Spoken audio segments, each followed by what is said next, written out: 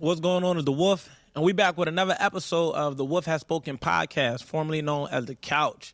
And you already know, man, we here to have thought-provoking conversations and here to provide solutions for those of you who may be out there looking for it. Today, I find myself joined by, again, I don't even know if I feel like introducing this nigga. But all jokes aside, man, I got my guy Q with me, man. Q, what's up? How you feeling today? I'm good, man. If you didn't feel like I was going to introduce myself, I don't, negative energy from over on that other couch, whatever. But, Q was back from Ryan Q Live podcast previously. And, I'm here to have a good time, talk some shit once again. And today we actually got a guest with us, so we're going to be on our best behavior, whatever that look like. We'll try. You know what I'm saying? For the most part, I find myself joined by the one and only Kiera, came straight out of Delaware, a.k.a. The Key Journey, author, entrepreneur, teacher at one point, and amongst a lot of other things. But I'll let her, glorify and glam up the intro. I just know what I know. So what's up, Key? Talk to us. How you feeling? No, you said it right. I'm happy to be here. Thanks for having me. You forgot about flight attendant. I'm doing that now, so I'm not teaching anymore. But yeah, I'm happy to be here. It's funny you say that, right? Because I don't know if you're supposed to introduce somebody's job. So I thought I said all of the other things that wasn't job related because I knew I could have just said flight attendant, but I'm like, all right, I know she got some entrepreneur endeavors. She was a teacher. She an author. But I could have just said flight attendant. Is that appropriate? They don't know which airline I work for. Oh, all right. No, not even. Well, that's another component. I wasn't even thinking security wise. I was more so thinking sometimes people just be like, if I got a book, don't say I'm a janitor on the side. Or, you get what I'm saying? No. So I was thinking like that. For sure. And so can we get the buddy passes for him? All right, we'll talk about that later. But no, I think that's a great point though, Wolf, because I find myself often thinking about that where I feel like, our generation, Instagram, social media, I feel like it's always this reality that people try to project and put out there, whatever. And it's always like playing on that line of like, this is my image, this is my persona, this is what I want to present. I don't want to talk about what pays my bills. Yeah. But now I feel like now that we're kind of aging, now it's more presentable or acceptable. No, I work here. It is what it is. I may still have other endeavors and passions, whatever, but there's no shame in talking about, I work at the airlines, whatever it is, whatever. So I don't know if you want to talk more about that. Yeah, and I wouldn't even. The crazy thing is, I would never associate it with shame. I think I was more so thinking like you know how last week I said your government, and you was like, "Dad, you gonna put my government out there?" And I was more so thinking like just revealing somebody's career without them doing it. Like, you know what I mean? That's fair. Because it's one thing if you promoting it, like, I'm a flight attendant and I got buddy passes for the low, but if you just you just go there, do your 8 and skate, enjoy what you do, I'll let you kind of introduce that, in the course of a conversation. So what do you do for, a living? Oh, I'm a flight attendant. But let's get into it. So, normally this is the place where I will plug the sponsor. So if you're looking to be sponsored, this will be your category right here in your time slot, right early in the episode before people even get comfortable. We didn't even take our shots yet. Yeah, Spirit Airlines, whatever. It could be, wherever you. We would not be flying Spirit. No shame in Spirit. I'm gonna just say that. No shame in Spirit. If we being real though, let's talk about Spirit or Frontier. And you're a flight attendant, so I'm pretty sure y'all got for either. So I'm saying experience wise. You ain't never bougie in the airline beef like that. I just feel like we just got caught in the crossfire. Is it a real airline thing? Does it be? It's a real thing. You broke flight attendant bitches working over there. Hey, fucking Spirit ass. Hold on, no, wait. Airlines matter. So we gotta unpack that. So rank them. What's the top tier and what's the bottom tier? Broke bitches. From my knowledge, I would say. I'm explaining it like this. So when you're searching for airlines, you have to search for your base and also your benefits. So whatever works for you. If you're wanting to be based in a certain area, you may go for Frontier, you may go for Delta, you may go for Spirit. However, when you're looking for your bases, you're also looking for benefits, like what you can get out of it. So it doesn't necessarily matter if you're working for Delta or if you're working for Spirit or Frontier. Whatever works for you, depending on where you want to be located, as well as your benefits and what works for you. So that's how I'm going to explain it. I still want your top 5, though. We know what the bottom 2 are. We know what the bottom 2 are, right? Yeah. We know what the bottom 2 are. All right, let me give you the top 3. American, Delta, Southwest. So based on her top 3, where do you think she work? American. Absolutely. Okay, cool. Because I feel like she just let the cat out of the bag. Anytime you name that, complete bias. American. I'm not denying nothing of myself. No, based on my experience, I think Delta got y'all. Why? I'm gonna tell you why though. Why? Because they got TVs in the back of their headrest. Some of y'all planes do, if I'm not mistaken. I don't know if all of them do. But one time, right on my birthday, 2020, during the pandemic, right, flights cheap as hell. I wanted to treat myself to first class. and it was American, right? But what I did not know is it was like one of y'all little planes. I don't know if it was American Eagle or whatever that shit. Yeah. It was like a little plane. American Probably. Eagle? That's really a thing. Yeah, American Eagle. Like, it's not just a clothing line. And whatever my drone was, it was just a straight flight to Atlanta or whatever the case may be, and it was like $280 or whatever. But it's the pandemic. Yeah. But this was for the first class. When I got in there, the plane was little as shit. I was sitting on the left by myself, like just one, and it was like one seat to the right on the other side. This was considered first class. It was no special snacks. It was like no movie. Niggas Like on a trolley in the you air. ever see That's Soul crazy, Plane like- and you see the difference in first class? So I'm expecting it to be this elegant experience, man. I ain't had no Wi-Fi. It was nothing. Delta, I had Wi-Fi. I got to watch a movie. They give you headphones. To Atlanta too, because I've heard Yeah, that. Where was to you? Atlanta. To I was- Atlanta? Yeah, this was two different What experiences. part? Do that matter? What part of Atlanta? That matters. Hartsville. She I trying to went cop a International- plea. I'm just saying, it does matter. So, like, if you're Like I was going to Zone 6 or something. I don't fucking know. I was going going to a smaller city in a state, then they will put you on a smaller plane. No, they did me dirty. I felt like, but American is my favorite airline. I'm gonna just call it. It seems the most accessible. But I'm still seeing Delta. Every time I ever flew Delta, whether I was flying to Houston, LA, they always had the movies like in the headrest, and that upped my experience. I've heard good things about JetBlue. I never flew there. I never flew I've JetBlue. heard good things about it. Now, They're pretty good. let's get into the Spirit Frontier debate real quick. Let's keep it brief because I know we ain't here to talk airlines. But which one do y'all fuck with the least? I've never flown Spirit. I flew Frontier, and literally I said I'll never do it again. That shit was fucking horrible. Fucking back was broke in the fucking seat. Like, that shit was like sitting on a fucking brick on a fold-out chair. It felt like it was torturous on purpose. I thought they went out their way to make it a horrible experience. Oh, you paid $46 for this. You gonna feel it For sure. And yeah, that was horrible, for sure. Yeah, Frontier for me, not it. Not happening. I'll fly Spirit. Like, if I'm going somewhere quick, it's gonna be a Everything. few little problems here and there, but it ain't that bad. And, Like, you know, the Yeah. plane might dip a Frontier, little bit, though, you know. absolutely. It'll build it. Frontier armrest is this thin, and they expect you and somebody to split it. What was my crazy? We was coming from LA, right? We let Pimp book the flight. Pimp, one of my homies, for those y'all who new to that's not part of my audience. That's new. Pimp, one of my closest homies. Whatever the case may be, we went out there to do my Hollywood Unlocked interview. He booked the flights back. This nigga booked us on Frontier. And we had a layover. So not only we had two bad Frontier flights. One Double from down. LA to Denver. And then the tray to sit your food on was this thick. And then you sitting there like this the whole time, and you got to split one armrest. And I was like, yeah, never again. But Spirit always been cool. I fly Spirit to Houston, Atlanta, because it's an hour and a half. Like, you know what I mean? But I prefer American or Delta. Like, you know what I'm saying? So what makes American better than Delta in your opinion? I can't really say, like I said, for me, coming from a flight attendant, it worked best for me for where I wanted to be based. Like, Delta doesn't have a base in Philadelphia, so I'm based in Philadelphia, so American was the better choice for me. American does have better benefits than Delta, and like I said, this is coming from a flight attendant. Oh, this like on the work side Yeah, of like it. on the work side. That's what I'm saying. So coming from a flight attendant, like how we do our research and wanting to be a flight attendant and who we want to work for, that matters depending on what that you want. makes So sense. like you guys may say, oh, like Delta may be better because they have this and that. But as a flight attendant, like when you do your research on who you want to work for, it works best for that person. No, that makes sense. I actually only know people that work for American. Yeah. Like, do they hire black people at Delta, to your knowledge? Do niggas just not Is choosing- Delta They do, but- racist? Dun, dun, dun. Let's His unpack words, it. his words, not mine. They do, but I heard it's hard. All right, because I'm just saying, now that I'm thinking about it, everybody I know that work at the airport work for American. Yeah. I don't even know nobody that work for Spirit.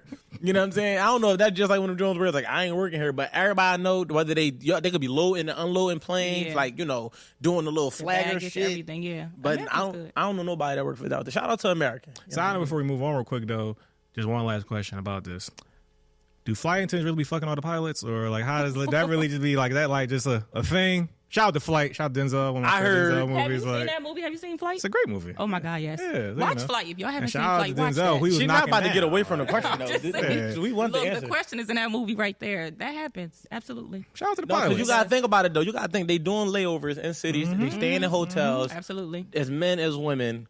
Like what you expect. You know what I'm saying? Like it You makes know sense. Like it makes sense. People always ask me, would I marry a pilot? Absolutely not. Absolutely not. We didn't went somewhere with the combo that I wasn't ready to go. Oh, But why not? Because they be knocking down everything. She said, "I seen it all." Yeah, we live on the road. They live on the road. Like, it's constantly like you're going. So you wouldn't marry a trucker neither? Are there part-time pilots? I didn't even think. Or they gotta be like, is it like a schedule? Like, I guess. Would you marry a trucker? Would I marry a truck driver? Probably not. Because of the same thing? Mm-hmm. But you always in a plane. All the time. It wouldn't make sense. I just became a flight attendant within a year. Do you plan on quitting? I don't plan on doing this long. Absolutely not. Oh, right. Nope. Oh, that's different then. Yeah, no. So I want to be home. So why do women choose their husband based on their, like, they say I'm not dating a doctor because they cheat, or I'm not dating a pilot because they cheat? Like, why is it based on this one that? seem more like availability wise though, right? Hers do that, but that's why I just pivoted. Yeah, I can see her personal, but I'm asking you now. I'm generally speaking because it drew that question. I'm like, all right, well, I hear that a lot. Oh no, I ain't dating no doctor. They cheat, or I ain't dating no this, that, and the third. So it's like, why is it like being chosen based on the fidelity side of it? I think it's because of the availability. Like, you have, like, women, we want, I can only speak for myself, like, we want that time. We want you to be there. Like, granted, you may have all the money, you got a good job, you taking care of home, but if you're not there, it's something that's missing. So I think, to answer your question, like, they say they don't want to date those people because they know, one, that the time is not being spent, so you're lacking in so many different areas and something is missing there, so then it becomes a problem, if that makes sense. No, I understand. All right, I won't go too far down the block with that topic because I know, Q, you got some of the things that we what we talking about today. Q, talk to me. Yeah, so, you know, just to kind of piggyback off that, since, you know, he mentioned you've done several things, both of you guys can speak to, when's a time that you feel like you failed? Just in general, like pursuing something maybe personally, creatively, professionally, and something you learn from it, and maybe some of the reasons that led to that failure, and, you know, look back on that. Whoever want to go first. Why did I fail? Go ahead, Kay. I'm going to be here every week. I can answer this shit next week. I'll use the time when I literally went to college. Like, I went to college, and believe it or not, I dropped out. I dropped out because I lost my brother, so that kind of just, like, I spiraled, I would say that. I felt like I failed him, number one, because he passed away, and I felt like I had to be the one to, like, you make it out the hood, had to be the one to give my family, you know, everything that they don't have. And, like, when he passed away, I dropped out of college. I'm like, it ain't no reason for me to be going anymore. I felt like I was doing that more so for my family and for him, more so than myself. So in those moments, it just was like I let myself down. However, when I turned my pain into passion and writing my books and doing some of the things that I've done, it made me realize, like, okay, maybe you went through this stuff for a reason. Like, you don't have to necessarily look at it as failure, but you can also, like, kind of just change the narrative and be like, you had to go through that to grow, and now you found your purpose in that. No, facts. So it was something you said in regard to, so do you think that he would have wanted you to finish college? Like, is that why you felt you let him down? Or do you feel like you let him down because you was at college when he passed away? Yeah, I feel like I let him down because I was at college when he passed away, and when he passed away, I dropped out. Okay, so what was his temperament like when he was still alive to college? Was it like, go be something great, get us out of here? Yeah, that's what it was. So when he did pass away, I felt like, damn, like I failed him because I was supposed to do it for them. I was supposed to do it for my family. But when that happened, I dropped out. So is that a feeling you still carry or no? No. All right, cool. You know, it's ironic that I feel like it's so prevalent in the hood mindset. For we always feel like we gotta be the one. Like, it's everybody, it's one person out of every group, family that think that, you know, I gotta be the one to save everybody. And it's like, why is we bearing that burden? You know what I mean? To where though it's even becoming that guilt or that sense of like, you know, I let somebody down. You know what I mean? Like, where y'all think that stemmed from? Poverty, and it's. And success is like a scarcity. So it's always like, you know, some people people project their insecurities and their failures onto you, whatever. So it's like, if I didn't do anything, you know, if we know each other, whatever, and it's like, damn, I didn't figure it out. So now I want you to be better for yourself also for the reason why we didn't do it. So it kind of can make up for all of that. Then if I pour into you, kind of makes me feel better as well. It's just this weird cycle of pressure. When it's all because many people don't make it out per se, and also many people aren't able to make it out. So I feel it kind of trickles down. Yeah, that shit. I think it could probably even go as far as back as slavery, right? That saviors complex, because you know, like, imagine you on a slave plantation, and you know you and your wife escaped, but everybody else you were just kicking it with still stuck in them same conditions. I feel like for me, it's derived from just understanding what happens in the hood and the urban communities where we from. You know, like I don't want to use words like poverty, but it's the truth. But it's like at the same time, it's just like it's the mindset, and it's like, you know, motherfuckers is here and we going through shit and we facing this shit every day. You don't want to get out, be the one to survive, and then leave your peoples for nothing. But what I had to learn to accept was that motherfuckers really don't want to leave the hood, like. And it's like, It's so it's like comfortable in a weird way. That's crazy. Motherfuckers don't want to leave. It's like, it's familiar. Like, I got homies like that. That's what they know. It's like they uncomfortable outside of that shit. They like, as much as you think it's dangerous here, I think it's more dangerous not being here because I know all of the back blocks and the this and that. And most importantly, I understand the culture. And when I got out of the streets, I feel like that was an underrated process that I never really realized I had to go through until I started trying to help other people get out the streets. And I'm like, yo, it's really a certain level of acceptance to being able to say, you know what, like, yeah, I've been doing this shit my whole life, but I'm new here, but I got to give this shit the same amount of time, energy, effort to process to become comfortable here too. Because at one point, I ain't know what these things meant in the hood. You feel what I'm saying? And you learn quick. But, you know, once you get outside of that, it's like all of the training you had, but the only thing you really take with you is your instincts. You know what I mean? Everything else would be like the conversation is different. The language is different. What's appropriate is different. What's respected is different. Like in the hood, you smack somebody, yo, he just smacked such and such. You let you do that shit street at a cred, fucking at a conference or something. Yeah, ain't getting invited to nothing else. So it was like, I swear that shit cooked me because I used to only know how to respond with aggression. So it's like when I started being in other areas where I had to really learn conflict resolution. It was like, I can't just, like, you feel me? Like, this ain't going nowhere. So it's like, what's the most appropriate way to gain respect here in a way that's not, you know, by way of fear or, you know, just respect by way of reputation? And the funny thing about that is to not even be so hard on black people come from the hood and shit like that. 'Cause I feel like another thing that people tend to realize once you ascend to certain levels, whatever, is that like disrespect and shady behavior and backbiting ways isn't just a thing that's in the hood. Of course, the consequence might be deeper because niggas be dying, whatever. But like, no, like white people and people with money, they do the same type of shit to fuck you over, but they're gonna do it with a smile on their face while shaking your hand. 100%. And then they be looking at you when you crazy. If you want to do something like crazy in response to that, they be like, what? Like, this is just business. I just outsmarted you. Yeah. And it just, you know, spoils the war type shit, whatever. Where like, no, niggas die for that. But like, it's crazy because that's what I mean. So that's the exact example. Is like conflict in the hood gets resolved with violence. You know, it's very seldom that it's a convo because it's like the whole no talking mindset and nothing to talk about. Like, you know what you did and you know what come with that. But when you get in that type of predicament, it's like, oh wait, why are you so upset? Nigga, you just got over on and me. they go even. Yeah, it's a tricky But I had to thing, learn that, you know, you just got to learn to, like, one of my greatest, best examples, I'm going to say greatest, but one of my favorite examples to use is when I watched the 2008 Olympics with Kobe and all of them. And they was talking about how when they first went over wherever they was playing at, they was getting cooked because the rules was different. You can knock the ball off the rim, and in the States, that's goaltending. It was certain different rules that was allowed, that wasn't allowed here, that was allowed there. And when they first went, I think in 2004, they lost because they didn't understand how to adapt to those rules. But in 2008, they came back with the mindset, like, we the redeemed team. We're going to understand how they play, and we're going to win in their rules. So every time I get in a position where I'm leaning towards what's familiar, I remind myself that I have to learn how to win playing their rules, whatever the rules is to the game that I'm playing. Like, basketball rules and football rules is different. I can tackle you in football. If I tackle you in basketball, you're just a flagrant. You might get ejected. Whatever. My whatever. green ass So, nigga. Yeah. you know what I mean? So it's like, even in football, you can't dunk on a goalpost. That's like excessive celebration. But if you dunk on a court in basketball, it's like it's praise. So it's just about really understanding your environment and what's accepted. But I don't know. I think we just kind of like, I pivoted that way because you said you kind of felt like you let them down. And I'm like, yo, we all be feeling like we gotta save our people. You know what I mean? So when did you arrive at that point and felt like, you know what, man, I can't carry that no more? Was it the book or was it before? It was after the book. When I realized like I had to turn my pain into passion, I realized it's so funny because 3 years later I lost my sister, and I didn't have the same feeling that I did when I lost my brother. I had to realize like everything that I was doing as far as like dropping my book, starting my programs, you know, doing community service, like those type of things with my organizations.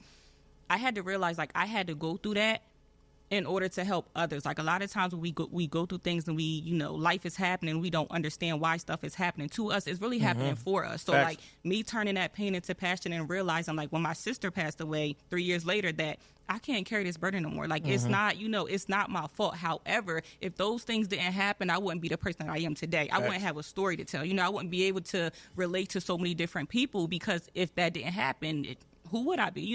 So just realizing at that time, after I wrote my first book and, doing those things that I was doing in the city, I'm like, yo, like, all right, God, like, yeah, I lost my brother, but I've gained so much, and I'm able to help people. So when I lost my sister, I'm like, I'm not blaming myself for this. Like, this is bigger than me. This is my purpose. This is my passion. And I think once we realize that mindset of having, like, to be able to go through life and even though stuff is happening, it's like, yo, it's past me. Like, Did you need therapy to land? Did you need therapy to land through all those things or be able to get through them? People wanted me to go to therapy. I'm not going to sit up here and say I did. I did not go to therapy. Okay. I am a Christian woman. I do have, She said I went to God, but I didn't. I didn't sit on the couch with the lady. God is good. God is good. I went to God. I had my times where I was able to, sit with myself and pray to God and go to church, talk to different people. I didn't go, to seek professional help. I'm not against that at all. So, right, but yeah, I didn't personally. Yeah, I actually have so I always say that I don't need therapy. And nothing's wrong with therapy. I think most people do need therapy. And the emphasis is on need. I feel like nothing's wrong with wanting therapy, but you're doing it just because. But I look at certain people I know in people's situations like, if you were tend to do things or doing things or things that happen in life that are like counterproductive, you're not in alignment. You're being. Why you point at me when you? No, something we talking about, and you're not in alignment. But like certain shit like that, then you probably need to go to therapy to sift through some shit and figure yourself out. Where you keep doing the same dumb shit, and you just need to sit down with yourself and the lady and get your shit in order, or whatever. But and also I feel like when people go to therapy, whatever it is, like people tend to be bitching because a lot of things aren't that deep. Like it's just like, all right, cool, like just break up with the person. Like it just ain't that deep. Like just like bitch. Like what were we talking about? Whatever. but however, like I always understood like no, like sometimes real shit is happening. People are dealing with real pain and situations like death and family, and some people they don't drop out. They can't go to school, and that can be traumatic to some people because you were forced to leave and shit like that. So I understand how those things you might someone needs to help you through that. Yeah. So I always like to hear when people are going through real situations, how do they end up going through that, whatever. But if you don't do it, I commend that. I respect that. I definitely. So my thing is, because I actually have had therapy, and I'm in therapy right now, so I'm going to give y'all from experience. It's not what you think. Like, I feel like, even how we were just laughing earlier on the phone, how we preface, not that therapy's a bad thing, and then you turn around, you just did it. Like, ain't nothing wrong with it, but I just think it's like we feel like it's so stigmatized where we come from that it got to be prefaced that I'm not denouncing it when I say I didn't do it. To both of y'all point, everybody don't need it to work through those type of things, right? Mm-hmm. Another thing, even my therapist says, or whatever the case may be, it is people that are not ready to take accountability. So therapy will not work for them. They just want to come and perpetuate the same cycle of complaining, which is fine because that is a form of therapy too. Sometimes that might be all they need to do to get through the week is complain about it to somebody else. Right. But then there's another thing where it's like therapy only work if you work with therapy, right? So it's like I'm a very self-aware person. So like I don't think I need, but I recommend because what I realized even in the last year is we need someone to talk to that don't know us and that don't know the people we talking about. That way you'll find yourself saying the really shit you ever said that you would have never said. And I did that more so when I had a therapist that wasn't based, like I didn't know personally. Now I'm still quite super open with my therapist, but I'm comfortable now. Mm-hmm. But I'm just saying, when I had this random lady that I was doing it through, like, I'm not going to even say the app, but one of them therapy apps, and I'm just like, only because they're not sponsoring us. Mm-hmm. When I did it through the therapy app, I didn't know this lady, so she don't know my mom, she don't know my dad, she don't know none of these people. I can say whatever I really feel. And I think you need that because you will never realize how much stuff you holding on to by way of being able to compartmentalize and filter out conversations that you, even if you go to somebody that you feel like easy to talk to, you still kind of protecting the person you're talking about. Course, right. You don't really want to throw your mom under the bus to your aunt or your uncle or your cousin. So you say how you feel, or you might even say it to them, but you still going to filter it in a way that's politically correct or to protect their feelings. But when you go to therapy, if you get comfortable enough with your therapist, you're going to say some shit that you never even realized was so far back here. It might be that little 10% left. Like that. Yeah. But what it does is, for me now, it's freeing, right? So it's like, I could talk to my girl, I could talk to my mom, I could talk to my friends. I got a great community of people I could talk to. But being able to talk to my therapist, it just feels like I'm allowed to dump on you.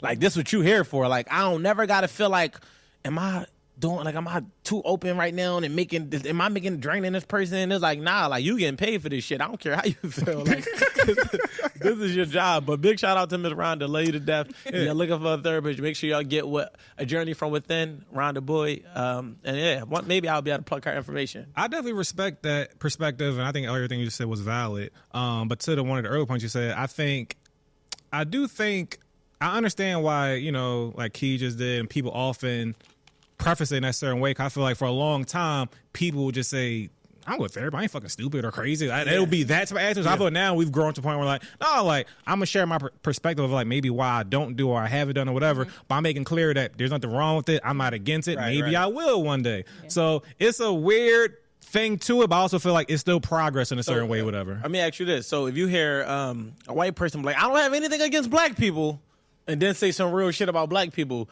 do they like? Is that not like a similar, correlation? I think that's a valid comparison, but no, I wouldn't be thinking unless what they said after is racist. Is like, but if she would say like, I don't got nothing against therapy, that shit's stupid. Like, I don't got nothing against you going to therapy, but that shit's stupid. So they allowed the preface, I don't have anything against black people. And then said something not negative against us. I don't. No, I say it's real shit. Like whatever they say is the truth. Yeah, no. Like black people, I don't know. I don't want to say nothing against the culture. Black people, but like, do y'all really love Beyonce that much? That's just a valid. I mean, a genuine question. I don't think that's Kool-Aid or something. Say Kool-Aid. Y'all really love Kool-Aid that much? Yeah. Todd? Yeah, like we really do. Yeah, That's understandable. Mm-hmm. So, no, because I know I'm always pivoting. Y'all know I'm the pivot king. Right. But here come Q back with another topic. Yeah. So kind of on a similar plane of like therapy or whatever. Have y'all ever been considered, or do y'all know someone that you might consider the strong friend? 'Cause I've heard some people deal with that saying like check up on your strong friend. That's an expression, and then I'll kind of start with like my mom is kind of considered the strong friend in her circles, whatever. And recent things going on with some of her friends, whatever, and they I'm glad we got you because you da da da da. And she was like, bitch, like, all right, like, okay, all right, okay, I get that I cannot do a lot, but like, so I feel that's like a weird thing where the strong friend could be easily identifiable as a strong friend, but then they also wear and carry the most as well. Like, what are your thoughts on that? I think it depends on the person, like.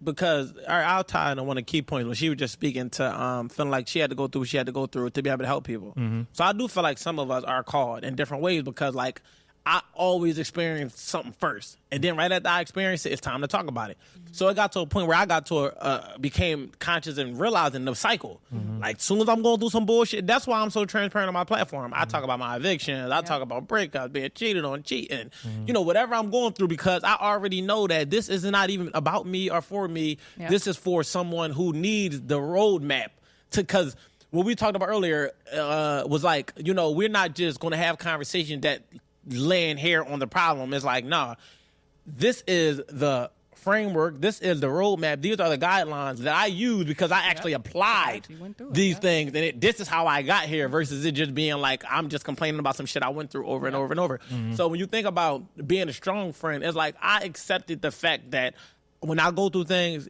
it might not even be for y'all to learn, but somebody out here can learn and benefit from. So I accepted that. And I also know that I'm somebody that people come to talk to get perspective, to get advice. So, within that, I had to create parameters or boundaries of like, okay, these are the hours that, and I'll even start telling people when I'm drinking, like, yo, I ain't, like, I don't have the capacity to take this on, right? So if you are the strong friend, I would like to say to you directly, like, you have to have boundaries because it's not that the people who are around you don't have boundaries, it's that they're assuming that you have the capacity to endure whatever it is that they're about to unload because you've done it for so long. But as someone who is the person that people come to, it can get to a point where you're like, yo, look, I need a day. But you have to be intentional about that, and I don't want you being mad at or feeling like people are taking advantage of you because you're failing to set boundaries.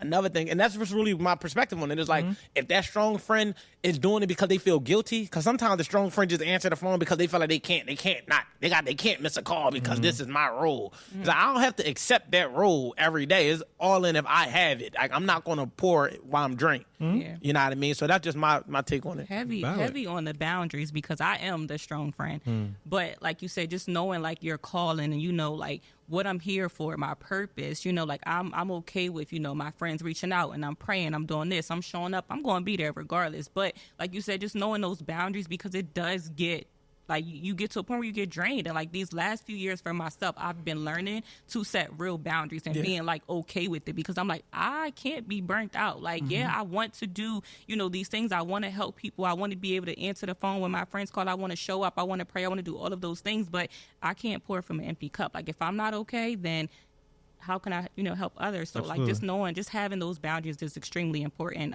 with being a strong friend. Yeah. So I agree. That's very interesting. Yeah, I got like a different side to the conversation where, so me and my friend, we kind of had these conversations where like we have a lot of the same mutual friends, and our same friends will go to us for different reasons. And I'm not the type of person where I like judge people and just shut the fuck up and like type thing, whatever. However, I feel like I'm the type of person where I can easily compartmentalize people in conversation. So like I only have like a couple friends where like we can talk about anything, and it's not because I deem it that way. It's kind of how relationships and conversations have unfolded over time. So we talk about everything, serious, real, whatever type thing, whatever. And other friends, I got one friend we may only talk about basketball, and that's the framework of our conversation. But my other friend, he kind of has some type of energy or where people go to him for just things in general, whatever. But he also tends to butt heads with them because they just have argumentative conversations and hold them accountable, where me, I never argue with them because it's like that, whatever. So I find it interesting where that also I'm the type of person, I believe in everything I'm saying, definitely about the boundaries and parameters. I tell my mom all the time, I feel like she often gets herself in frustrating situations because she's just such a great person and friend and supporter and loved one that she don't go to 10 for anybody she got love for, no matter what. It don't matter. Where me, I'm only gonna go to 10 for you if you a 10 person. If I think you will go to 10 for me to protect my peace and my energy, whatever. So, and I don't mean if you go to 7, you a bad person, you a bad friend. You just don't have that bandwidth. So I'm gonna protect myself where like I'm gonna meet you at 7. And if you ever need a 10, I may got you, but maybe not though, because I know you not capable of doing that with me, whatever. And I don't mean you a bad friend, you just that level. My mom, she gonna always go to 10 for some 5-ass bitches, some 6s, some 7s, some 8s, and then be mad when these bitches don't hit 10 with her. It's like, damn, I didn't get like you because so- I think I'm like your mom. No, so this is the thing though, right? I protect your peace. Like, So I understand wholeheartedly where I add to the conversation in that regard is I started looking at it like I don't even expect me out of people. Like I accept it that I'm rare, and I just be like, when I think about reciprocity, right? Because that's what it sounds like you speaking to. I look at it, but beyond the surface, right? I don't look at reciprocity as like I'm gonna do for you what you do for me. I more so look at it like some people are not even capable of doing for me what I'm able to do for them, and I'm gonna charge it to the game. Now, what I say to your mom point of view, as far as then like going all the way for people that ain't even come halfway. If you can't go, and I say this to my mom, if you can't accept that they not going to come the other way, then I wouldn't. Then I'm on what you on, because you got to be able to do what you can live with. Right. Like if it's going to cause you more pain and peace to go 10 for somebody that you know ain't going to go 10 for you, then say yourself to 5 and just meet them where they at. But if you got 10 to give, you know what I mean, then give what you got, because you'll get reimbursed by God. Like for instance, real quick, if you walking down the street, right, and you see somebody homeless and you see him, you just want to give him some money, you only got a $20 bill, you give him that 20, you're not gonna come back the next day and be like, yo, let me get that dub back. Because you feel like you just did a good act that helped somebody that needed it more than you did, and it was something that you probably was gonna spend on coffee, gas, or whatever your pleasures are. You know what I mean?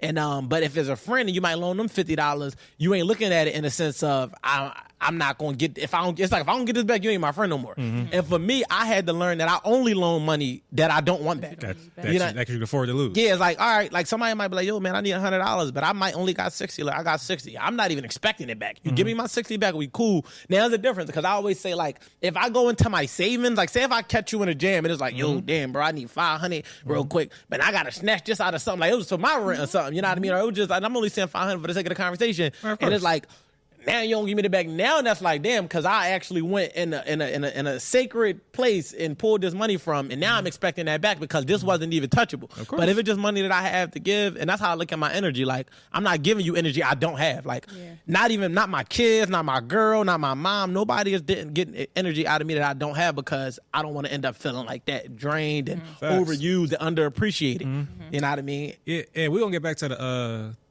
the friend thing, but I actually had a topic about loaning friends money. So we can jump to that real quick, whatever. So my thought on that is I never give out any money I can't afford to not have, whatever. And it's like a two-way street. If it's just like a once, so for instance, me and my friends went to somewhere, whatever, one of my friends didn't have the money to cover it, and because I wanted him there, I've been doing this since like high school, and we could be going to a fucking movie when we was in junior high school, whatever. I'd rather you just be with us, so I just pay for the movies. It ain't really a big deal. If I would have been type like all for one type shit, let's get the fun done type shit, whatever. So he like, yo, all right. I'm like, well, can we reschedule it? Nah, niggas don't time to reschedule. I just cover you. It's cool. And he said, all right, gosh, I'm gonna get it back to you. I know that's a lie, which is fine though. Like, cool. Like, all right, no, like it's not coming back in a week. Like, cool, whatever. And this is in the want category. So a few weeks go past, he spun me, whatever, and cool. Then like a month or two go past. Only reason we spoke about it because I was talking to someone's birthday, and I was all right, cool. By the way, what's up with the bread, whatever. This what made when it his funny. birthday is crazy. This made it funny though. He was like, no, I'm sorry. We was talking on his birthday. I was like, oh, what you doing for your birthday? He's like, oh, I'm in Miami. I'm like, all right, cool. You got my bread? You in Miami? He was like, oh, well, no, because my girl treated, mind you, this bitch never treated for nothing ever. Like, so it's like, I was like, it's cool. He's going to call a bitch. We're not going to talk about this ever again. Like, no matter who it that is. was that. And I said was, I love him. He's still like my brother forever, but you can never get money from me in a want category only because you just didn't keep your word for it. And it's fine. I will hold nothing against you. We've talked several times since. No big deal, whatever. However, though, some time go past, whatever, he was actually in a situation where he needed some money. Mm-hmm. So I'm like, cool, no big deal. You can have it. And again, he was like, I got you in a week. I already know that's a lie. Like, I already know that's a lie. And I didn't even bring it up again, but then we was talking about something else one day, and he brought it, all right, cool, I should have you in this week, whatever. And I was like, yo. All right. Yeah. So that other week already passed already, and I already said like it's cool. And the only thing I look at it now is like you just expended your want and your need. I still got love for you. Nothing changes, but you just can't get no more money from me. No respect until then. That's how I look at it. So basically, I'm not even mad about it. Q is saying if you owe him any money, then all of your posts better be about struggling. He don't want to see no motivation. He don't want to see you out here living your life. He don't want to see you with no new sneaks. He is monitoring your IG, your socials. He's monitoring your spending, and he's tracking your girl spending until he get his. Niggas spend on the girl, but I don't got it though. It's like, oh, yeah, but again, and that's how I protect my peace. Where if it's my mom or other people I know, it's no, I'm gonna fuck you up now. It's like I'm not about to lose someone I got love for and still got respect for just because they don't keep their word. I give people rope to hang themselves all the time. Like. The first time I give you money is for that. Like, I don't care what the amount is. Like, and it's like for me, I'm like a credit distributor or something because your credit get better with me as you pay me back. So like my threshold might start off at $100. Like you get what I'm saying? Like, all right, I give you $100. Sure. Like, unasked, no questions. You know what I'm saying? Depending on that's why I say it really depends because some of my friends they call me for $1,000. It's like, all right, I know he good for it. But if it's our first transaction, hun, take a $100. Whatever you say, your statement date is gonna be. Credit's important. You're gonna pay me back. You know what I mean? I don't care if you pay me back. Even if you pay me back incrementally, I'm going to note that. Now I know, okay, I'm going to give you $40 this time. You can still get this money, but you're not getting a straight 100 because you didn't pay the straight 100 back. And you gave me $20 5 times. Right. And it's about keeping your word. I'd rather someone say like, yo, can I just have it? Or just communicating. Because I felt like it was times like where, because like, let's like, all right, we're in our 30s now, right? Well, you'll be there whenever you get there, but you're not here yet. But we're in our 30s. 29. And me borrowing money at 20 and me at 30 is two different people. At 20, I had intentions on paying everybody back. the intent was there. I'm in Miami, but you know what I mean? No, so I'll say this, right? I've never borrowed nobody's money for fun, ever. Never in life. Yeah. And I never spent my money. It was a need. It was always like, no, the risk I would take would have been on my rap career. Maybe I was paid for studio time, but I believed wholeheartedly in myself. Course, right. I always a bet on myself. Like, man, fuck it, man. I got 6 days to pay the rent. I can flip this shit in 6 days. You get what I'm saying? So then I might end up a little short. So it would be like in a need type of thing. But I always had the intent to pay people back, but I wouldn't communicate as well as I do now. So like now, anything happens, somebody give me $1,000, it might be like, yo, I got you on Friday. It might be Wednesday. I already can see the trajectory of my week. By Friday, this 1,000 ain't coming. Yo, look, I know I said I had you on Friday, but I get with you next Wednesday, you know, for sure. I know I got this coming through, you know what I'm saying?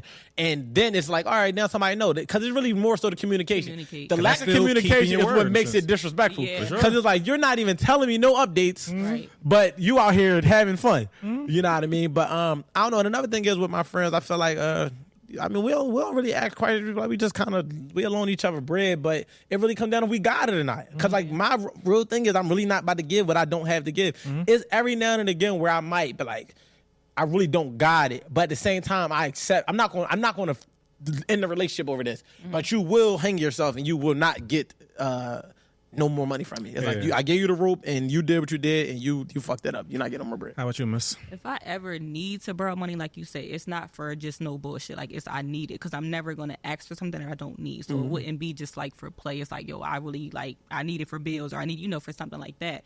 As far as like lending money, like with my friends, I feel like you were saying, if we're out and it's a situation where you want your friends to be there, you like, yeah, come on, like I want you to be here. You don't have it, I'll take care of you. I'm not looking for that back, in a sense. But like you said, once if I lend you some money and I'm expecting you to pay me back, or you tell me you're gonna pay me back on this date, I'm looking. If you're not communicating, I'm like, looking. What's going on? Yeah, like I'm looking. They monitoring your socials. Like I'm monitoring. Can't you just get your taxes?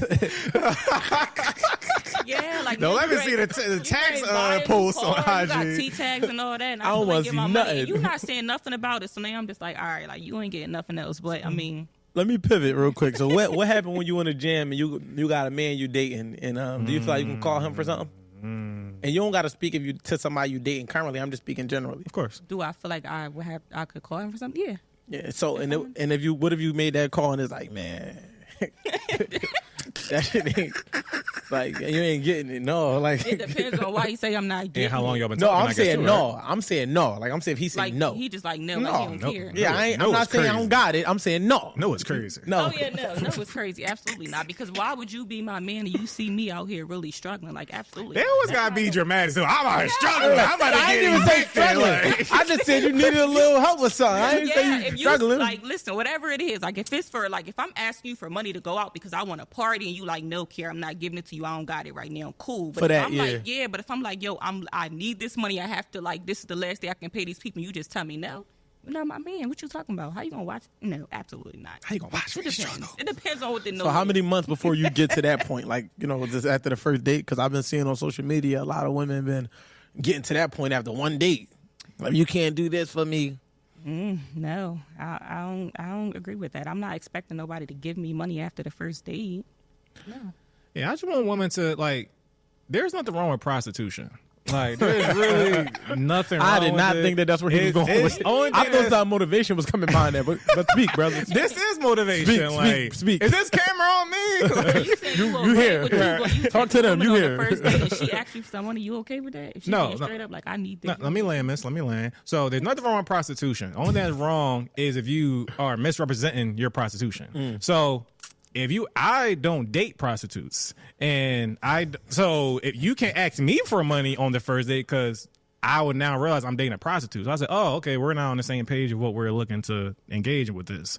So that won't work for me. But if that's what you into, I would just say, yeah, just identify yourself as a prostitute, and that's totally fine. Like, let's talk about. I've seen worse identifications. Let's throw a wrinkle in it though. Say if it's timing. Say if it's the first date, you hit it off with her. You feel me? Y'all vibing. And she just happened to end up in a jam in this particular time frame, and she acts because she just feel that comfortable with you, like you just gave her that vibe that you that bull.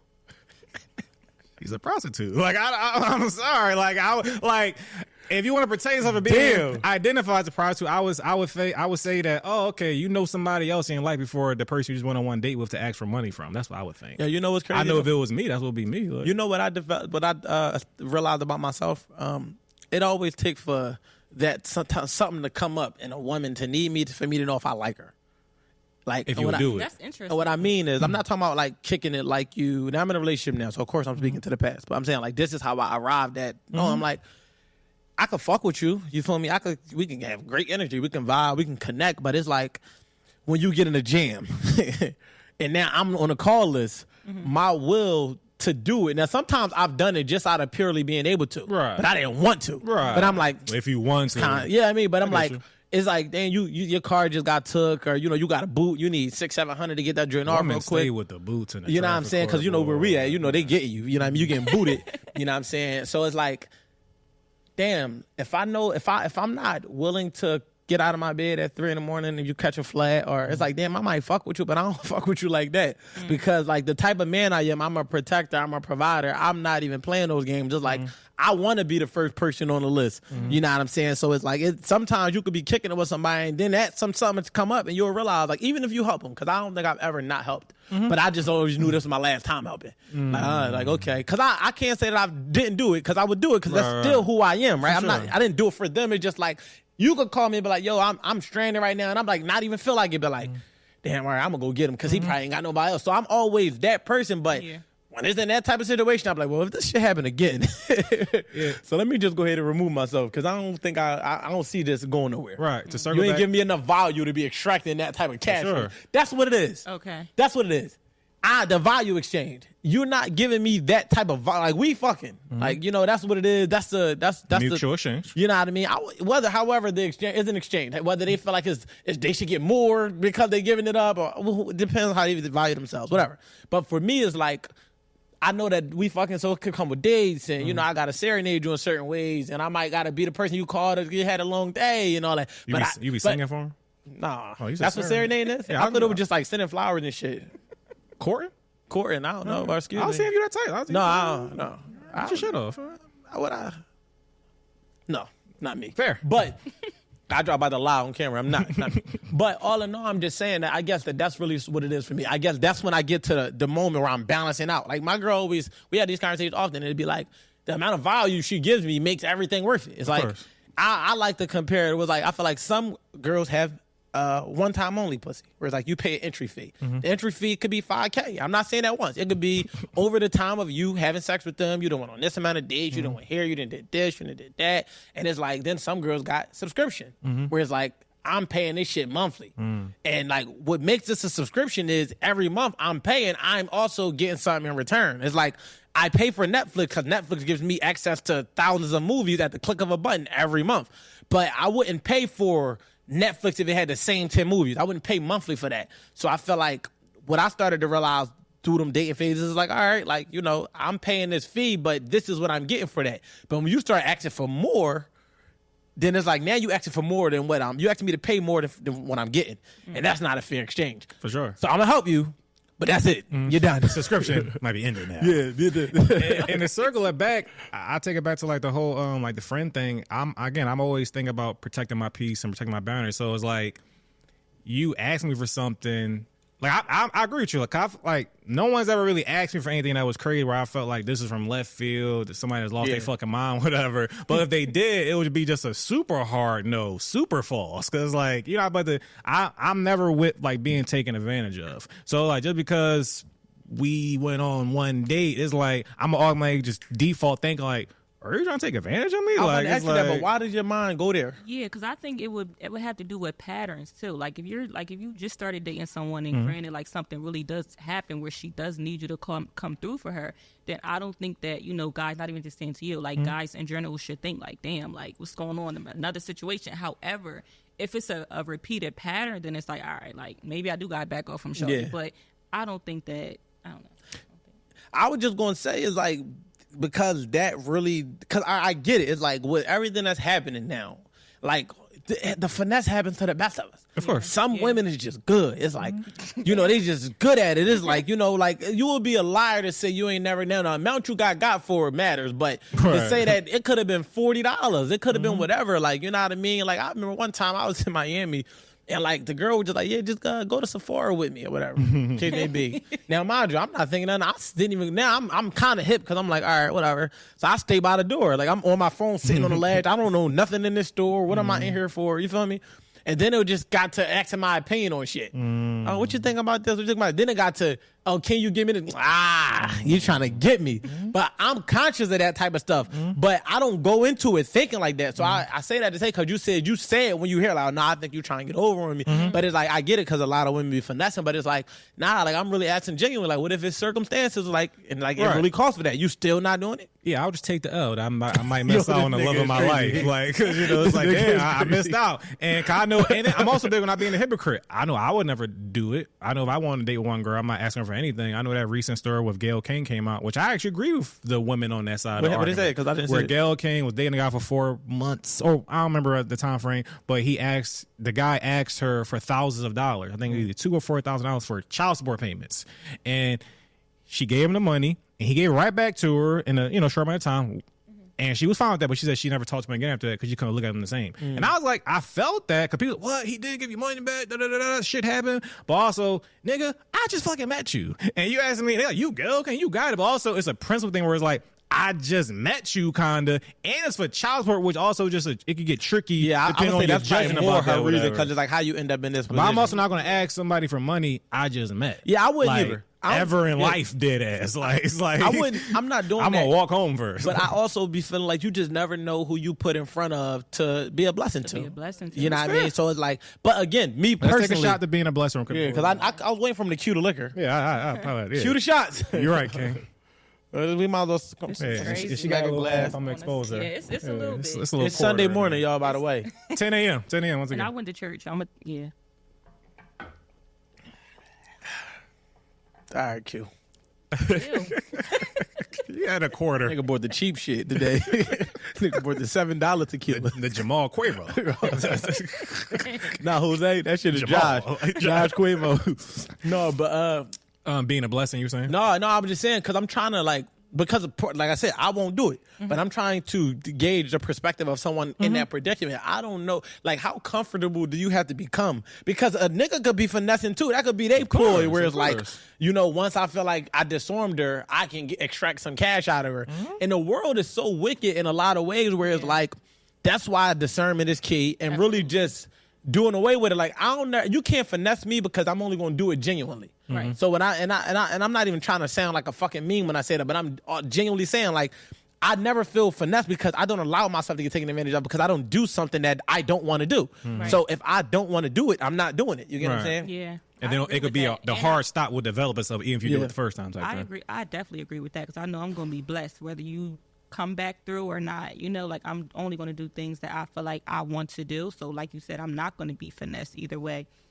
You only can finesse yourself because it's like whole time it's like I don't know. It's like when you and that's another thing, man. Like when you a giver, understand that the world has takers. Like don't be mad at them. Like I trust people to be who the fuck they are. Yeah, you got to trust people to be who they Like are. if that's who you are and that's what you're into, that's who you are. I'm not going to be mad at someone for being who they are. I'm just not going to allow them to get over on Exactly. me. So it's like going back to your point about the patterns. It's like, all right, if you ask me one time and it's like, all right, cool, I look out for you. You ask me another time, I might question it and I might still do it. Question line, But all right, let me give it to But you. the third time, I'm hip. Yeah, exactly. You know what I'm saying? I know what the fuck is going on. Exactly. You know what day I get paid. Something always happen on Thursday night. Always text me every other Friday, not the other Friday. First time is a coincidence. Second time, the third time it was strategic, motherfucker. I'm on you. I understand what's happening. But when it comes to dealing, I don't know. I'm such a provider. Like and that's why dating versus becoming my girl is such a large gap. Because once we get into a relationship, I'm being intentional about what this is about to look like. Because for all of that, like we can just interact in that way and we can just keep getting to know each other by dating. But once we make it a relationship, it's like, all right, now I'm taking on your problems. It's like we are becoming one entity, which means your headaches are mine, your worries. Even like, I don't know if it was an Instagram post or something where it was like, coming into a relationship. I was watching a podcast and it was like, when you get married to somebody that got a bunch of debt, and like that, you got to know that become your debt too. Absolutely. And it's like, I never thought about that prior to, you know what I mean? But it's like, even prior to getting married, I'm already understanding and coming into it, like whatever comes with you, I'm accepting. If you're not my girl, I don't have to accept everything that comes with you. And I'm not looking to, I'm only going to deal with the parts of you that I care to deal with. And if like for me, because I'm like I want to make everything better that I'm a part of or that I touch. If I am dealing with somebody, I want to make them better. Right. But it's like, that don't mean I want to take on your burdens. You know what I mean? Now, again, I don't see it's just a weird part of the convo because it's like, yeah, I'm not paying your bills if we just dating. I'm not gonna lie. Yeah, I'm not I doing think it. I I'm not think doing it. that's the thing now, like Fuck you. especially in this generation. Like I think that's the problem. Like where you be in these situationships and like homegirl expecting a person that she's talked to or she's having sex with or dating, but they're not in a relationship and it gets like tricky. Like it's a mess. Like y'all not in a relationship, so it's like I don't have to do all of these things for you because we're not one. However, we are dating, but then that's when a problem comes in. Like. Yeah, one of my female friends asked me this literally like a few weeks ago. She was like, "Hey, Q, how long do you think you could be dating a girl where like the guy starts like paying a bill or two?" And I was like, "Well, like y'all live together or something?" She's like, "No, like y'all just dating." I'm like, well, why don't you just live together then?" Like, well, why we gotta live together? It's just like debating a bit. I'm like, well, I'm confused at why he would be paying a bill if y'all just dating for a while, whatever it is. Now, if he move in and you move into his place, all right, cool. Y'all can reestablish the new rhythm of the overhead, whatever. But for him to just take over a bill and y'all still separate entities, literally, I don't really get that. And she was looking at me like I was crazy. Like, well, I mean, a man can't. I'm like, well, okay, now you're trying to make it a whole thing where men provide. I'm like, all I said was y'all could just live together and then y'all could establish it. To me, that's kind of when it only really makes sense to ever be discussing bills if we in the same fucking roof. But if it ain't that, then you got your bill still. Like, what we talking about? Like, then if I'm courting you, cool, if it's a vacation or a date or your birthday, that's just regular shit, whatever. I just think that as an entitlement, I think like that's what makes it unattractive, right? Because it's like, as men, we want to do. Like, I would love to do all of the things under the sun. You know what I mean? Like, but when somebody's entitled to it, like even when you think about like we parents, like I don't want my kids to be entitled, and these is my kids. So it's like time is a very unattractive. I want you to be appreciative and grateful. Let me offer. You know what I mean? It's like I don't mind doing it, but I want it to be appreciated in a way where it's like he's so thoughtful. He didn't have to do this versus it being like, oh, that's what you're supposed to do. And I feel like to the point what you were saying with your female friend is like. Her part of the convo was more so on that's you supposed to do that. Like we dating, so you should. And it's like, ladies, let me just give y'all a word of advice. You can get anything you want out of a man if you understand that man and you learn what makes him move. Like instead of expecting a man to put all of his energy and attention on figuring you out, which he will do if he actually fucks with you, put a little bit of energy into learning him. And you'll see the things that moves him. And when you learn what move him, you can move him all around. Like it's so funny because and I don't know if it started with our moms or whatever, but and I don't even say our moms because that probably was the only women in our life that probably tried to tell us what to do. You know what I mean? So it's like, you know, if I tell them to do this, he's going, no. Like, when they say the submissive women run the men, they do because they play on the damsel in distress. Like earlier today, my girl a few weeks ago put trash in the backyard. Put her out there. Raccoons, she's sitting right there, so it ain't like I'm putting her on her back. Raccoons decided to make their way into the trash, so it got all over on the backside. We have a house now. We not no longer in a luxury apartment where they just come do the shit for you. So she was like, all right, I'm going to go out there and put it in a bag, and then I was going to take the trash out. So she go out there today and pick the bag up, and a bunch of worms fall out the bag. Oh, my God. I'm in the basement pit. I jump like, I'm thinking a raccoon out there attack her. Like I go grab my pistol. Like what the fuck is going on? It's worms out there. So I'm like, okay, all right.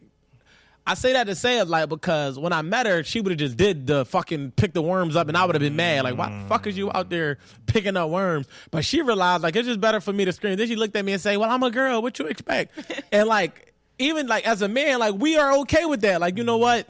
Because I wasn't doing nothing important. Let me stop what I'm doing and which I should have probably been doing anyway.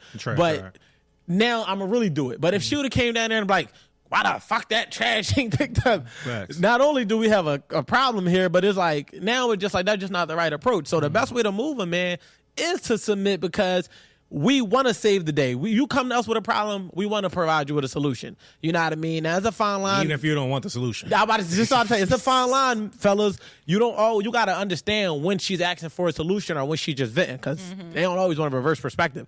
But if y'all understand that we love solving problems and makes us feel appreciated, that's the feel to be. That y'all hear, men want to be needed. But not in that way. I don't need you to need me where it's like, you're powerless without me. It's just me understanding that you appreciate what I'm doing. So to tie it full circle to the whole bill pay thing, like because my girl was the only person who bills I paid that wasn't living with me. And she didn't ask me to. She didn't ask. Prideful Miss Pride wasn't going to ask. But me being the type of man I am is like, nah, like, all right, if I can help out, I'm going to help out. It started off with little things. And then, as we started to transition, it became bigger and bigger to now it's like, all right, cool. This is what we're doing. But has she been like one of these, like the women out here that's like, expecting it or feeling like, like this nigga wasting my time because he's not doing X, Y, Z, we wouldn't arrive here. Right. So it's like, both sides of the conversation matter. Like, I feel like, yeah, if you're dealing with a man, he should be looking out for you. Mm-hmm. But I think it's just a formula to getting that done. And if you understand the formula, and different things move different men. Because I even say this to, like, I said to my baby moms, like, yo, like, all right, like, what moves me might not, like, y'all can't call and talk to me like that and think I'm going to jump through a fucking hula hoop to get some shit done. Mm-hmm. Call me with respect. Oh, but that's just how I talk. Well, you ain't gonna talk to me like that. Mm-hmm. Call me, say, hey, look, I need X, Y, and Z by X, Y, and Z. You know, if you want to end it with if you can or whatever, when it works for you, that works for me. But just trying to demand that I do something, man, my mom would tell y'all I was never the kid that was okay with just, oh, it's like, nah, like, we're gonna lead with respect. Cause I'm not gonna come in there to the women and be like, oh, you gonna suck this dick, or you going, not even to make it sexual, you gonna go out with me. Sir, right. You know, cause you keep talking about prostitution. So like, you can put it on me, like, wow, he gotta catch a stripe. But all in all, I'm just saying, like, you know, it just really, that approach shit really matter. But if y'all know the man you're dealing with, you can make that nigga move a mountain for you. You know what I mean? And you ain't gotta do it with your body all the time. This ain't me telling y'all to manipulate a nigga. But if you want to forcefully suck his dick, that also might move the man just starting out there. That's not a bad strategy at all. Like, I don't know. I ain't gonna lie. I pride myself on not being controlled by sex. It's like since fuck that. I've probably been this way since like I can remember, because I think it was getting finessed when I was younger, like before sex was even a thing. Like I remember buying this girl a fucking skirt from Rainbow. I had $20 and I got 10 from my mom.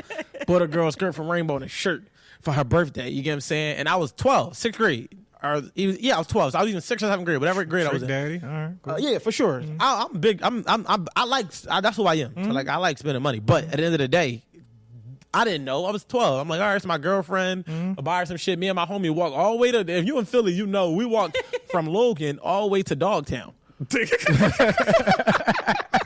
With slippers on too, with slides on. You know, remember the Adidas slides with the little fucking little bead rubber thing with it? Walk with them joints, so you know they hurting your feet. Super slave. You know what I mean? Shit, we walk there, I give her the gift or whatever the case may be. We sitting on the porch, I'm feeling it. I'm like, yeah, like, you know, you feel good when you just give somebody a gift and they, oh my God, you're so cute. Whatever the case may be. Then the next door neighbor nigga come out about 6'2", light skin. I ain't even gonna say the nigga name, but we didn't there get into it. You get what I'm saying? But not because I was on shit, but because he was on shit. 6'2", and of course, I'm probably spiced, and he probably like 5'11". I was like 5 foot. So whatever it was, he was way taller than me. But we never was suckers or no shit like that. So me and my homie, we wasn't going around. We was going to rumble, whatever it was going to be. And he was older than us. He probably like 14 or some shit like that or whatever. And he was like, damn, yo, I respect y'all young boys. Mind you, calling us young boys with the 2-year age gap. I respect y'all young boys because y'all not bitching. I was like, we not going to bitch. But at the end of the day, I left there, so fuck all the shit he did. I left there heartbroken because I just scrambled my little $30 to buy you this dress and this fucking shirt. And you sitting here talking to the nigga next to you. So I think for me, I never felt like I was going to do any type of gesture to gain favor, and I wasn't about to be controlled or emotionally manipulated by, like, you know, and it started, I don't know if it started that day, but I'm just saying that's when I remember getting finesse. The villain origin story, I respect it. But no, I'm with you. Like, I ain't a villain. I'm like, I feel like a lot of niggas don't be having dick value. And they say that again? Dick value. They don't value their dick enough. Oh, okay. Yeah, they don't have... Their dick value is very low. They do whatever with it, goes anywhere, and any girl can get them to do anything with it, type shit, whatever. And I've always understood that early on, where, you know, I was, again, not saying I fucked all these bitches, but I've turned down girl. I'm like, I don't know if it's a wise investment with my dick. I don't know. I don't think it's going to age well. But to your point about now we, you know, it's my girl, whatever type shit, whatever, we vibing.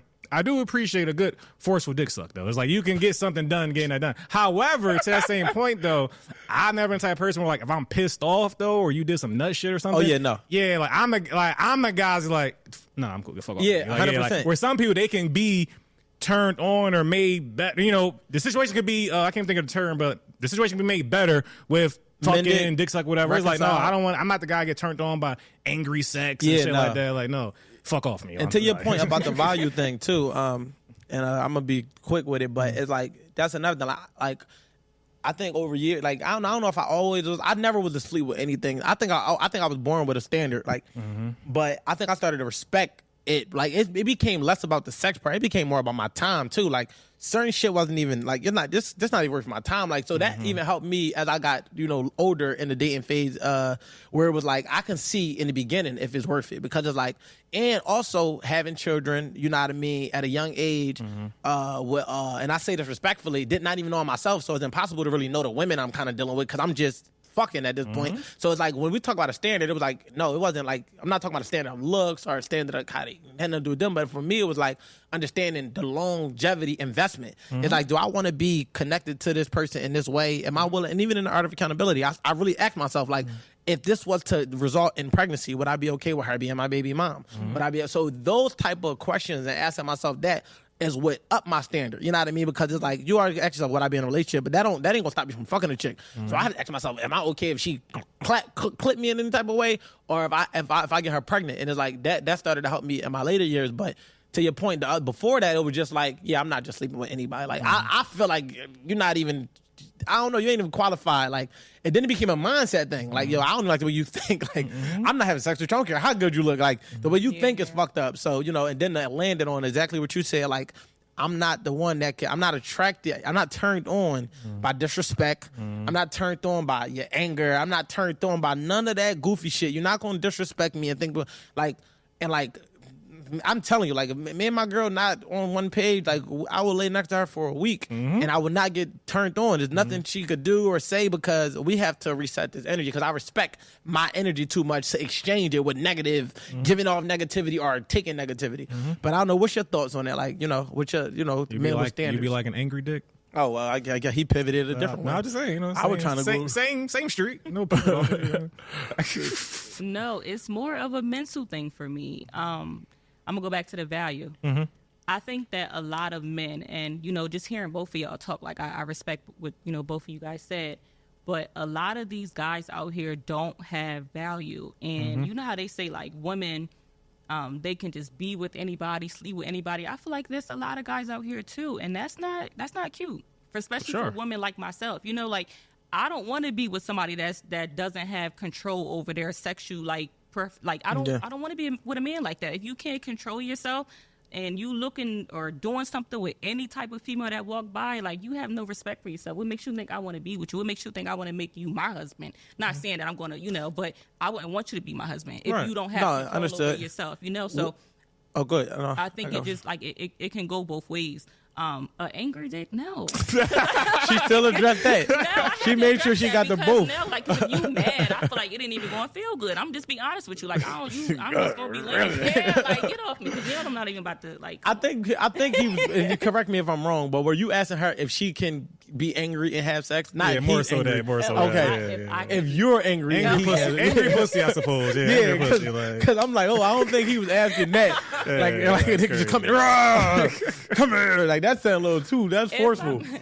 But I was going to say, wait, hold. Can I answer? Oh, go ahead, for sure. If I'm angry or if I'm upset about something, whatever, I think it depends on the situation. Like, if I'm angry or upset about something else that don't got nothing to do with, like, my man or anything like that, and I'm like, damn, I need to get my shit off, like, yeah, whatever. But if it's, like, something directly that he did that I'm angry at, I'm like, no, like, I don't want to do nothing right now. Like, allow me to get myself together, and then we can, reconvene. Oh, that makes sense. Respect it.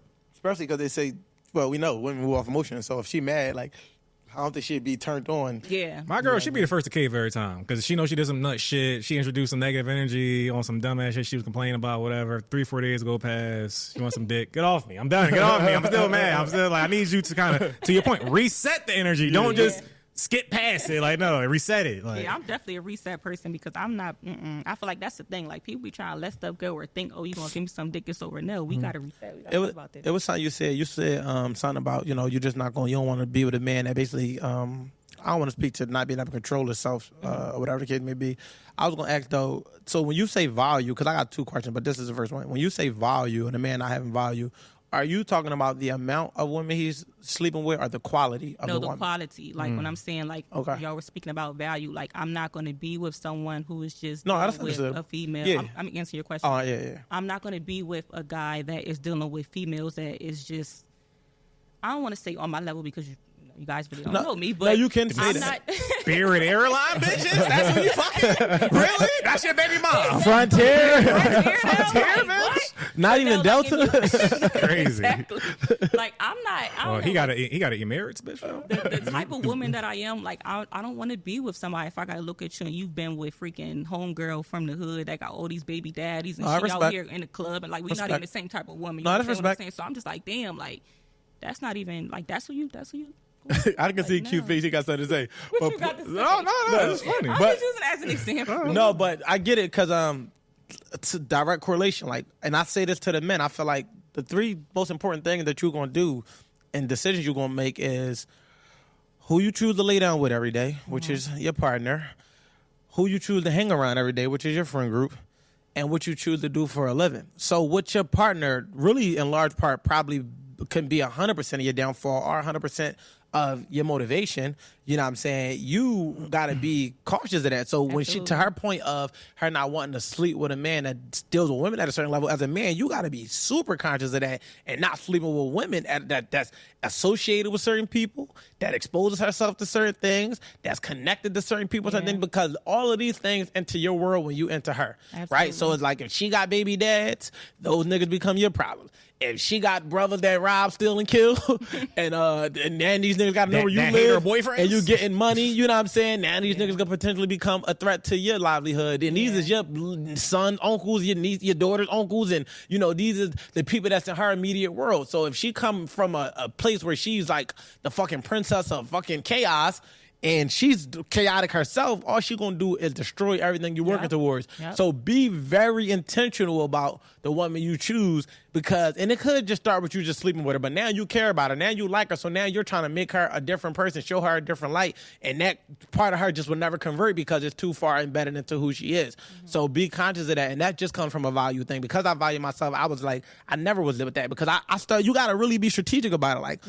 Like you want a girl that comes from a good community of men. You don't want her to have no men around her, because that's just like, now she ain't even understand how to deal with you. Right. But you don't want her to be around nut-ass niggas. You want her to be around good, solid men. Absolutely. You know what I mean? And that way, you know that she comes from a good, solid background of men that you're going to have to cross paths and interact with, and you want that, whatever. You know what I mean? You don't want her to be you dealing with a chick with a crazy ex that's fucking fatal about her, and now he's shooting up your car and all this dumbass shit because, and you know what I'm saying? So you just want that. But if you didn't have nothing to say toward that, because I see you, I was going to ask, damn, and I lost it. It's going to come back. I hate when I do that.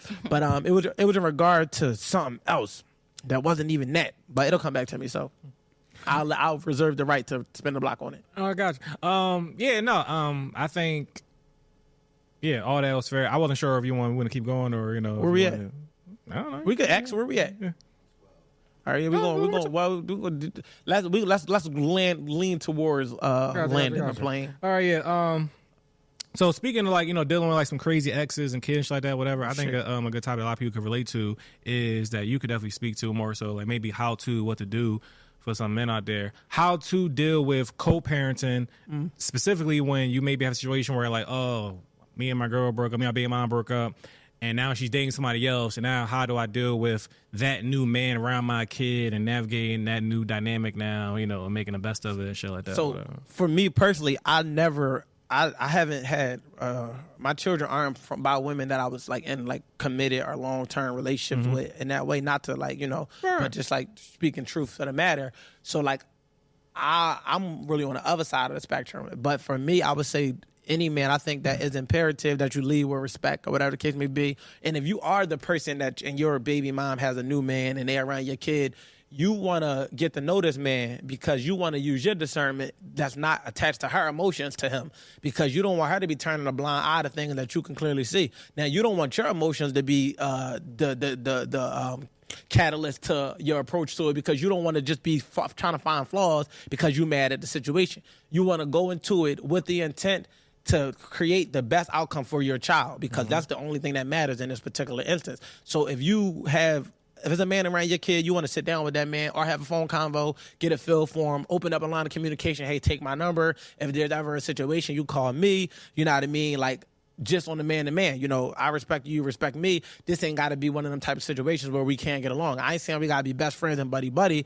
And, you know, and be honest with yourself. If you know that that's challenging for you, you know you still care about her and it's hard, you still want to create the communication because this is somebody that's around your child. The last thing you want to happen is for it to be something chaotic to happen. And now y'all meeting each other for the first time on negative terms. You want it to be where it's like we already have some form of communication to where if there is a misunderstanding, we can talk it out as men versus going straight to drawing blows or drawing guns or whatever, however deep it can get. You know what I mean? So I would just say to you, put your pride aside, and you want this man to love your kid like you love your kid because you want this man to protect your kid like you would. And that's the most important thing because you don't want to rely on her judgment of him. Because, again, it could be tied to the fact that he's knocking her head off and nailing her to the cross. You want your judgment of him to be your own opinion. As you don't want his opinion of you to be hers because this nigga was a dog, a cheater, a liar. And you could be a cool dude outside of the situation between you and her. And you don't want him running around feeling like you a nut-ass nigga based on him dealing with her. And that's just only the energy she gets. Because I never was the guy that accepted a woman's opinion of a man. I always got to know the man myself if that was possible. If not, I just didn't care enough. If that's how she feel, that's her experience. Like, I feel like it's always going to be two truths. Two things to be true at once. He going to have his side, you're going to have your side. All the things she's saying could be true about him, but I'm pretty sure that it could be more to him that's not being stated because she's mad. Because you ain't going to be with a motherfucker for 10 years that's that horrible. But that's just the shit that you probably carry with you. Like, why did I deal with this for 10 years? But it's like, nah, I'm pretty sure in that dime it was some shit that was all right, but you ain't going to tell me that. So for me, I just tell any man, like, if you can and if you care to, get to know the nigga for yourself to create your own understanding. And especially because they're around your kid. But if you don't care that much, then at least have some type of line of communication so that if something happens, y'all can call each other. Yo, I'm late to go get her from the daycare. Can you go get her? Yo, shit, I can't get the sneakers this week. Can you get them? Like, you know what I mean? Use that shit to your benefit, you know what I mean? And fully indulge yourself in that. Yeah, I think everything you said was great and valid points. I think it was more so, and not saying you were saying this is a one-size-fit-all situation, but I definitely think it's more so speaking to when it's a more ideal situation. I do understand that I won't say most, but a lot of situations tend to just be like a nigga didn't plan to be in a relationship. He definitely didn't plan for her to have a baby, and now they just here. And then I say all to say, so my man is in a situation right now where him and his girl broke up.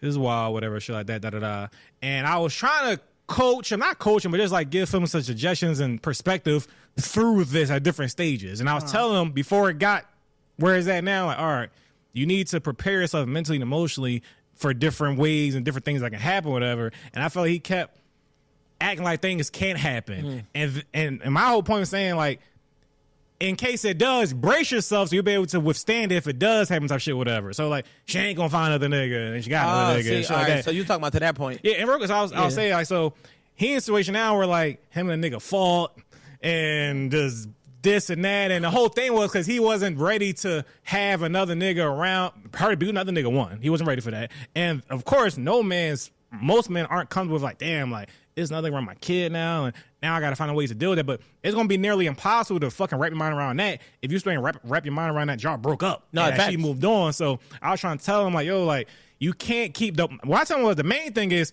fuck you, fuck her. The kid's the most important thing to happen, to your point, whatever. So things you keep doing are going to continue to fuck up the situation, because if y'all end up hating each other and shit like that, whatever, back to our therapy point, where I'm like, nigga, you need therapy because you got this whole thing where you got this, it's a failed relationship, it's a broken home. My nigga, one thing that's for surely worse than a broken home is two parents that hate each other. Yeah. Because now the kid's going to be all fucked up now, no matter who home he in, whatever. Yeah. But if y'all... So my dad never lived with me. He been in another state my whole life. Yeah. Been a great dad, been involved, always been cool. Cause him and my mom always had love and respect for each other. 100%. So being apart don't mean y'all just hate it. It's beef, whatever. It still could be love and respect for each other. And that's the most important thing, 100%. To have that healthy space for the child to grow and develop. But if it's just contention and beef and all this resentment, then no matter where y'all at, it's unnecessary energy. Man, listen, So, long story short, if you break up with her and you have a kid, you have to understand that all of those things is possible. Mm-hmm. So to his point, and trying to prep his man for that being a thing where that's going to happen. Cannot expect this woman to be single for the rest of her life. And if anything, you just hope and pray that she finds a good man. Right. Even if he do right by her better than you could, hope, because you don't want her to find a bad. The last thing you want is her to pick a creep. Or pick a nigga that's doing some bullshit. So you could just hope and pray that, but understand that her life is going to go on. And the moment y'all break up, try to find acceptance of that. Being like, that's the reality. So many people run from reality. They don't want to accept these things as a possibility. It is always a possibility, but the moment y'all break up, the probability of it goes up, and it's probably going to happen. So, I would just say, just prepare yourself for that.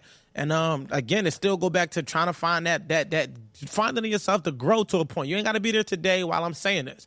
Maybe this might be the seed that sparks that can make you start to think, well, damn, if I was in that predicament, how can I go about this? But I got one rule.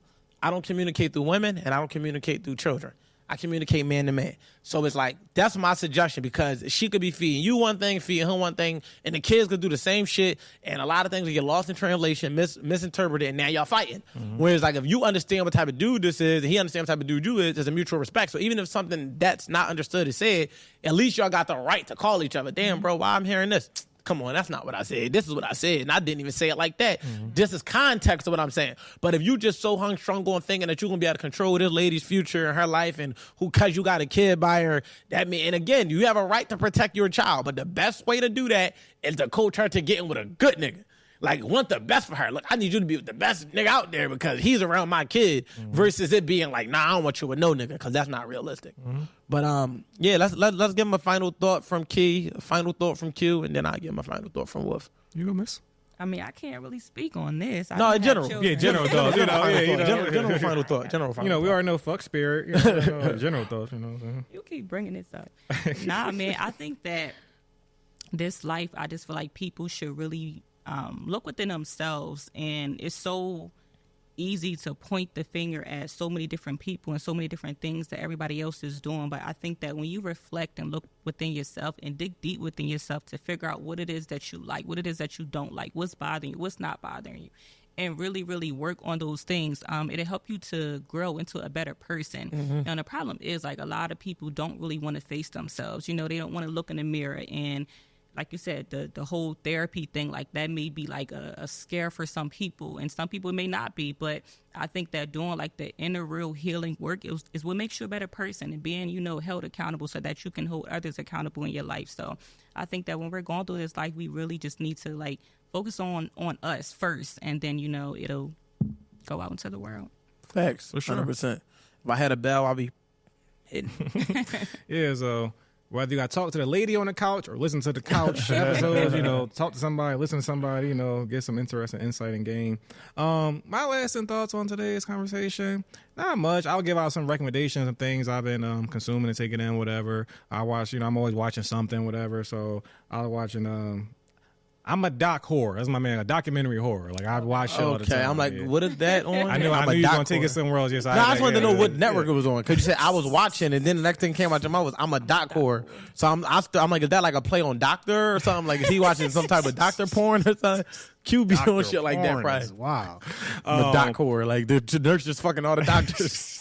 EVC, where I was going, so I know. But no, so I've been watching some cool things. I watched something called The Octopus Murders, cool doc series, conspiracy. It's funny. I feel like 30 years ago, people used to talk about like the CIA and the government putting crack in the hood. It was like, nah, that ain't really happened. Now Snowfall is a regular show, and now we just accept that they really put crack in the hood. That really happened, whatever. So this doc was cool. They talked about how that one component was just one little thing of the wild shit they was doing all around the country and the world, whatever. Mad shit the government doing, and still does today. I'm sure we all sure of.